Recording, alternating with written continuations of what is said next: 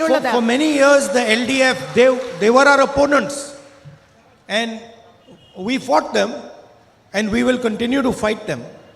But for many years they stood for certain ideas. LDF എന്ന് പറയുമ്പോൾ നമ്മുടെ എതിരാളികളാണ്, നമ്മൾ അവരെ എതിർത്തിട്ടുണ്ട്, ഇനിയും അവരെ എതിർത്തുകൊണ്ട് തന്നെ ഇരിക്കും. പക്ഷേ അവർ ചില ആശയങ്ങൾക്ക് വേണ്ടിയാണ് ഒരിക്കൽ നിലകൊണ്ടിരുന്നത്. We disagreed with those ideas and we fought them on those ideas, but they stood for something.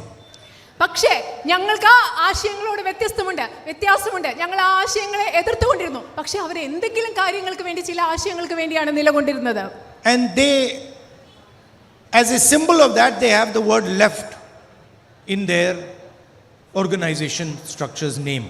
അതിന്റെ ആ ആശയങ്ങളുടെ പ്രതീകമായിട്ടാണ് ലെഫ്റ്റ്, ഇടത് എന്ന പേര് അവരുടെ രാഷ്ട്രീയ സംഘടനയിലുള്ളത്.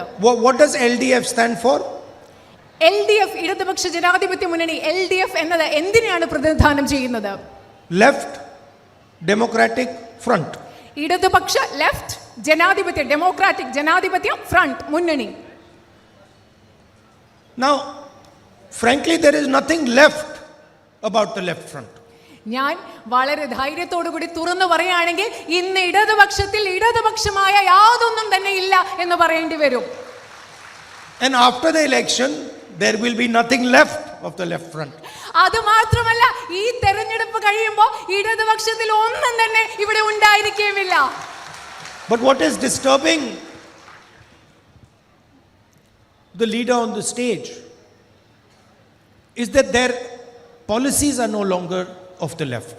ഇദ്ദേഹം, നമ്മുടെ വേദിയിലിരിക്കുന്ന നേതാവ്, അദ്ദേഹം സൂചിപ്പിക്കുന്നത് ഇടതുപക്ഷത്തിന്റെ നയങ്ങൾ ഒരു ഇടതുപക്ഷ ഗവൺമെന്റിന്റേതല്ല ഇപ്പോഴെന്നാണ് സൂചിപ്പിക്കുന്നത്. What is disturbing him and many workers of the left front is that there is a hidden hand today that is running the LDF government. ഈ വേദിയിലിരിക്കുന്ന അദ്ദേഹത്തെ പോലെയും അതുപോലെ ഇടതുപക്ഷ ജനാധിപത്യ മുന്നണിയുടെ പല പ്രവർത്തകരെയും അസ്വസ്ഥമാക്കുന്നത് ഇന്ന് ഇടതുപക്ഷത്തെ മുന്നോട്ട് നയിക്കുന്ന ഒരു അദൃശ്യമായ കരം, ഒരു ഹിഡൻ ആയിട്ടുള്ള കരം കൈയുണ്ടെന്നുള്ള വസ്തുതയാണ്.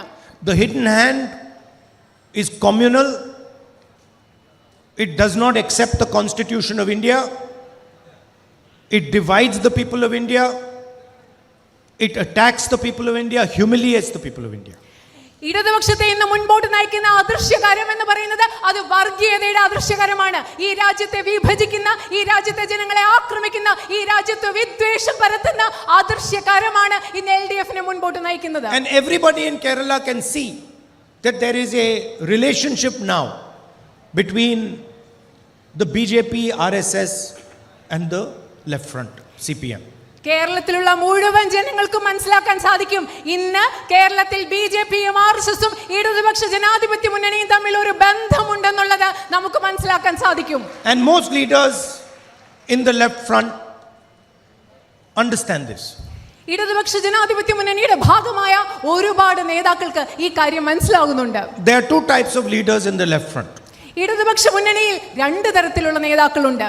There are opportunistic leaders who want to come to power at any cost, will do anything to come to power. അവസരവാദത്തിന് മുഖ്യമായ പ്രാധാന്യം നൽകിക്കൊണ്ട് എങ്ങനെയും അധികാരത്തിലെത്താൻ ശ്രമിക്കുന്ന ഒരു കൂട്ടം നേതാക്കളുണ്ട്. They don't care whether they are being helped by BJP, RSS, anybody. They don't care. അവർക്ക് യാതൊരു ചിന്തയില്ല. അവർ RSS സഹായിക്കട്ടെ, BJP സഹായിക്കട്ടെ, അതിനെപ്പറ്റി ഒന്നും ആകുലതയില്ലാത്ത ഒരു കൂട്ടം നേതാക്കളുണ്ട്. And then there are leaders who are not opportunistic, who believe in something. There are workers who've spent many years working for the ideology, who are feeling betrayed, let down, hurt, upset.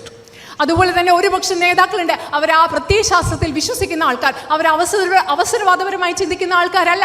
വർഷങ്ങൾ ആ പ്രസ്ഥാനത്തിന് വേണ്ടി പ്രവർത്തിച്ച, ആ പ്രത്യയശാസ്ത്രത്തിൽ വിശ്വസിച്ച ആളുകൾ ഇന്ന് അവർ ചതിക്കപ്പെട്ട, വഞ്ചിക്കപ്പെട്ട തോന്നലുള്ള പ്രവർത്തകർ ഇന്ന് ഇടതുപക്ഷ മുന്നണിയിലുണ്ട്. And who are very upset at what is happening to their party.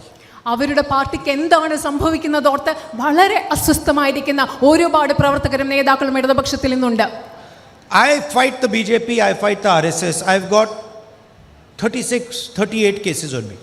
ഞാൻ BJPയും RSSനെയും നിരന്തരം എതിർക്കുന്ന ഒരാളാണ്. എനിക്കെതിരെ 36 മുതൽ 38 കേസുകൾ വരെയാണ് ഇന്ന് നിലവിലുള്ളത്. They took away my government house. They took away my membership of Lok Sabha. I'm out on bail. Interrogated me for 55 hours, but I don't back down. അവരെന്റെ ലോക്സഭയിലെ അംഗത്വം റദ്ദാക്കി, എന്റെ ഔദ്യോഗിക വസതി അവർ നീക്കം ചെയ്തു, അവരെന്നെ 55 മണിക്കൂർ നിരന്തരമായിട്ട് ചോദ്യം ചെയ്തു. പക്ഷേ ഞാൻ ഒരിക്കലും BJP-ക്കെതിരെയുള്ള പോരാട്ടത്തിൽ നിന്ന് പിറകോട്ട് പോവുകയില്ല. ഞാൻ ഇന്ന് ജാമ്യത്തിൽ കൂടെയാണ് ഇവിടെ നിൽക്കുന്നത്. Narendra Modi attacks me and the Congress party every single day. Narendra Modi എന്നെയും കോൺഗ്രസ് പാർട്ടിയെയും ഓരോ ദിവസവും ആക്രമിച്ചുകൊണ്ടാണ് ഇരിക്കുന്നത്. Why does Narendra Modi not attack your chief minister? എന്തുകൊണ്ടാണ് നരേന്ദ്രമോദി നിങ്ങളുടെ മുഖ്യമന്ത്രിയെ ആക്രമിക്കാത്തത്? Why does he not attack his family? Narendra Modi എന്തുകൊണ്ടാണ് നിങ്ങളുടെ മുഖ്യമന്ത്രിയുടെ കുടുംബത്തെ ആക്രമിക്കാത്തത്? Forget that. Narendra Modi in every single speech mentions God, mentions temples, mentions religion. അത് മറന്നുപോയേക്കോ. പക്ഷേ നരേന്ദ്രമോദി എല്ലാ പ്രസംഗത്തിലും അമ്പലങ്ങളെ കുറിച്ച് പറയും, ദൈവത്തെ കുറിച്ച് പറയും, മതത്തെ കുറിച്ച് പറയും. Every second speech of his is how somebody has insulted some god or somebody has insulted his religion, somebody has insulted a temple. Every speech. എല്ലാ പ്രസംഗത്തിലും അദ്ദേഹം പറയുന്നത് എങ്ങനെയാണോ ആരെങ്കിലും അദ്ദേഹത്തിന്റെ മതത്തെ അപമാനിച്ചത്, ഏതെങ്കിലും അമ്പലത്തെ അപമാനിച്ചത്, അദ്ദേഹത്തിന്റെ ഏതെങ്കിലും ദൈവത്തെ അപമാനിച്ചത് എന്ന എല്ലാ പ്രസംഗങ്ങളിലും അദ്ദേഹം പറയാറുണ്ട്. And the most valued temple in Kerala, gold is stolen from that temple. കേരളത്തിലെ ഏറ്റവും പ്രാധാന്യമുള്ള ക്ഷേത്രത്തിൽ നിന്നാണ് സ്വർണം കവർന്നിട്ടുള്ളത്. Please understand, gold is stolen from Lord Ayyappa's temple. നിങ്ങൾ മനസ്സിലാക്കുക, സ്വർണം കവർന്നിട്ടുള്ളത് ധർമ്മശാസ്താവിന്റെ അയ്യപ്പന്റെ ക്ഷേത്രത്തിൽ നിന്നാണ് സ്വർണം It is കവർന്നിട്ടുള്ളത്. replaced by brass. Pardon? It is replaced by brass. അതിനുശേഷം ആ സ്വർണം അവിടെ നിന്ന് എടുത്തവർ മാറ്റി സ്ഥാപിച്ചത് ചെമ്പ് കൊണ്ടാണ്. Prime Minister comes to Kerala, does not say a word about it. പക്ഷേ പ്രധാനമന്ത്രി കേരളത്തിൽ വന്നിട്ട് ഇതിനെക്കുറിച്ചൊരു വാക്കുപോലും മിണ്ടുന്നില്ല. He's forgotten God, he's forgotten the temple, he's forgotten religion. അദ്ദേഹം ദൈവത്തെ മറന്നുപോയി, അദ്ദേഹം അമ്പലങ്ങളെ മറന്നുപോയി, അദ്ദേഹം മതത്തെ മറന്നുപോയി. Because he wants to help the chief minister and the LDF. എന്തുകൊണ്ടാണെന്ന് അറിയാമോ? കാരണം നരേന്ദ്രമോദിക്ക് കേരളത്തിലെ മുഖ്യമന്ത്രിയെയും LDF-നെയും സഹായിക്കണം എന്നുള്ളത് കൊണ്ടാണ് അദ്ദേഹം അത് പറയുന്നത്. Truth is he knows that LDF can never challenge Narendra Modi in India. സത്യം എന്താണെന്നറിയോ? നരേന്ദ്രമോദിക്ക് അറിയാം LDF-ന്, ഇടതുപക്ഷ ജനാധിപത്യ മുന്നണിക്ക് ഒരിക്കലും ഇന്ത്യയിൽ നരേന്ദ്രമോദിക്കെതിരെ ഒരു വെല്ലുവിളി ഉയർത്താനാവില്ല എന്ന് അദ്ദേഹത്തിന് അറിയാം. That is why the UDF is in his target. അതുകൊണ്ടാണ് That is why UDF is his target. അതുകൊണ്ടാണ് UDF-നെയാണ് അദ്ദേഹം ടാർഗറ്റ് ചെയ്യുന്നത്. UDF-നെതിരെയാണ് ശ്രദ്ധ കേന്ദ്രീകരിക്കുന്നത്. Now you know I've spent 22 years in politics. I've been 22 വർഷങ്ങളായി രാഷ്ട്രീയത്തിലുണ്ട്. So I also have some experience, some understanding. അതുകൊണ്ട് എനിക്കും ചില അനുഭവങ്ങളുണ്ട്, ചില മനസ്സിലാക്കലുകളുണ്ട്. And I've noticed something that maybe you have also noticed. ഞാൻ ചില കാര്യങ്ങൾ ശ്രദ്ധിച്ചിട്ടുണ്ട്. ഒരുപക്ഷെ ഞാൻ ശ്രദ്ധിച്ചിട്ടുള്ള കാര്യങ്ങൾ നിങ്ങളും ശ്രദ്ധിച്ചിട്ടുണ്ടാവും. You know, when a person is powerful for 5 years, 10 years, like your chief minister is, or like Mr. Narendra Modi is, confusion starts to arise in their mind. ഉദാഹരണത്തിന് ഒരാൾ അധികാരത്തിൽ അധികം കാലം ഇരിക്കുമ്പോൾ, നിങ്ങളുടെ പ്രധാനമന്ത്രി ഇവിടെ ഉള്ളതുപോലെ, അതുപോലെ മുഖ്യമന്ത്രി ഉള്ളതുപോലെ 10-15 വർഷങ്ങൾ അധികാരത്തിൽ ഇരിക്കുമ്പോൾ അവരുടെ മനസ്സിലൊരു ആശയക്കുഴപ്പം ഉണ്ടായി തുടങ്ങും. Very deep confusion arises. അവരുടെ മനസ്സിൽ വളരെ ആഴത്തിലുള്ള ആശയക്കുഴപ്പം ഉണ്ടായി തുടങ്ങും. And this can arise in small leaders also. അത് ചെറിയ ചെറിയ നേതാക്കളിലും അത് ഉണ്ടാവാറുണ്ട്. It doesn't matter how senior or junior. It can be a panchayat president, it can be an MLA, it can be chief minister, it can be prime minister. It can arise anywhere. അത് ആ നേതാവ് എത്ര വലിയ നേതാവാണ്, താഴെയുള്ള ആളാണ്, ഒരു panchayat president ആവാം, MLA ആവാം, പ്രധാനമന്ത്രി ആവാം, അവരുടെ മനസ്സിലെല്ലാം ഈ ആശയക്കുഴപ്പം ഉണ്ടായി തുടങ്ങും. See, in a democracy, when you come to power, it is very clear to you that you have come to power because of the people. ഒരു ജനാധിപത്യത്തിൽ നിങ്ങൾ അധികാരത്തിൽ വരുമ്പോൾ അത് വളരെ വ്യക്തമാകണം. നിങ്ങൾ അധികാരത്തിൽ വരുന്നത് ജനങ്ങൾ മൂലമാണ്, നിങ്ങൾ അധികാരത്തിൽ വരുന്നതെന്ന് വ്യക്തമാണ്. And you think that power lies with the people, and the people give me the responsibility to utilize their power. നമ്മൾ ചിന്തിക്കേണ്ടത്, ഒരു ജനാധിപത്യത്തിൽ അധികാരത്തിൽ വരുമ്പോൾ ജനങ്ങളാണ് എനിക്ക് അധികാരം നൽകിയത്, ജനങ്ങൾ ഈ അധികാരം ഉപയോഗിക്കാനുള്ള ഉത്തരവാദിത്തമാണ് എനിക്ക് നൽകിയത് എന്നാണ് ചിന്തിക്കേണ്ടത്. But suddenly a disease can occur. പക്ഷേ പെട്ടെന്ന് ഒരു അസുഖമുണ്ടാവാം. Suddenly these people start to think that power does not reside with the people, power resides with me. It emerges from me. പക്ഷെ പെട്ടെന്ന് ഈ ആളുകൾ ചിന്തിക്കാൻ തുടങ്ങാം, എനിക്കുള്ള അധികാരം ജനങ്ങളിൽ നിലനിൽക്കുന്ന അധികാരമല്ല, ആ അധികാരം എന്നിലുള്ളതാണ്, എന്നിൽ നിലനിൽക്കുന്നതാണെന്ന് അവർ ചിന്തിക്കാൻ തുടങ്ങാം. Person who thinks power comes from the people is humble.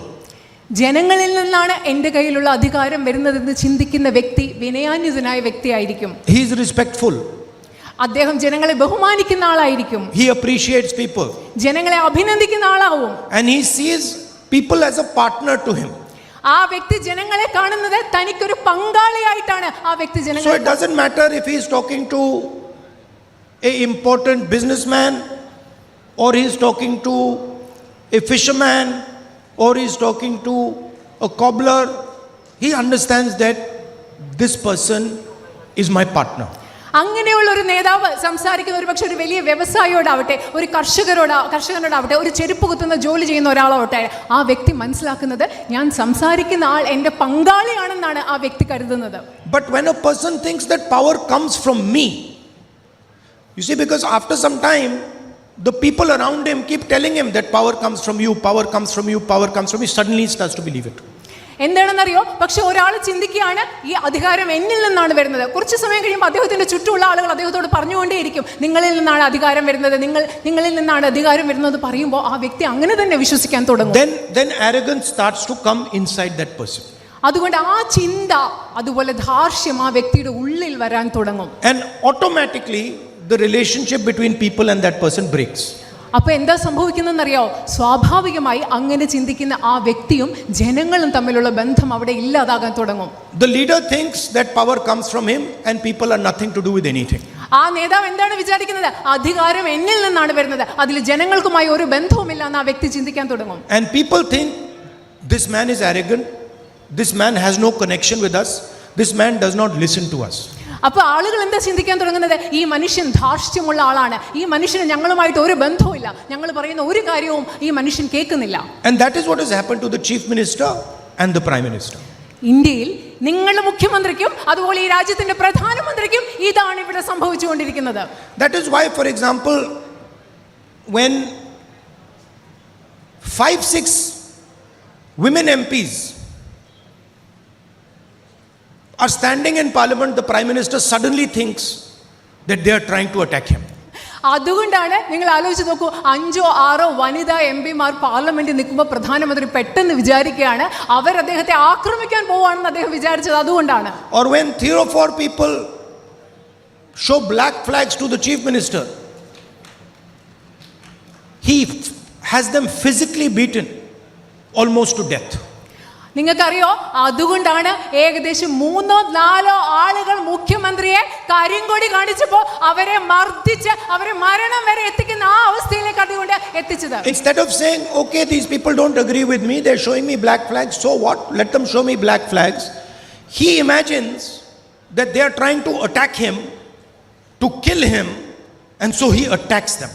നിങ്ങൾക്കറിയോ, അവർ 3-4 പേര് കരിങ്കൊടി കാണിക്കുമ്പോൾ അതെന്താ കാര്യമില്ല, അവർക്ക് എന്നോട് വിയോജിപ്പുണ്ട്, സാരമില്ല, അവർ കരിങ്കൊടി കാണിച്ചിട്ട് പോകട്ടെ എന്ന് ചിന്തിക്കുന്നതിന് പകരം അദ്ദേഹം എന്താ ചിന്തിക്കുന്നത്, അവരെന്നെ കൊല്ലാൻ വരികയാണ്, അവരെന്നെ ആക്രമിക്കാൻ വരികയാണ്, അതുകൊണ്ട് അവരെ തിരിച്ചാക്രമിക്കണം എന്നാണ് അദ്ദേഹം ചിന്തിച്ചത്. And both these are examples of people who have become drunk on power.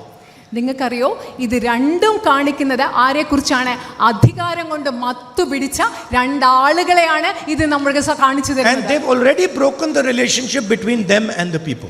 അവരിപ്പോൾ തന്നെ അവരും ജനങ്ങളും തമ്മിലുള്ള ബന്ധം അവർ ഇല്ലാതാക്കിയിട്ടുണ്ട്. The election is just the formality where they're going to find out that their relationship is actually broken with the people.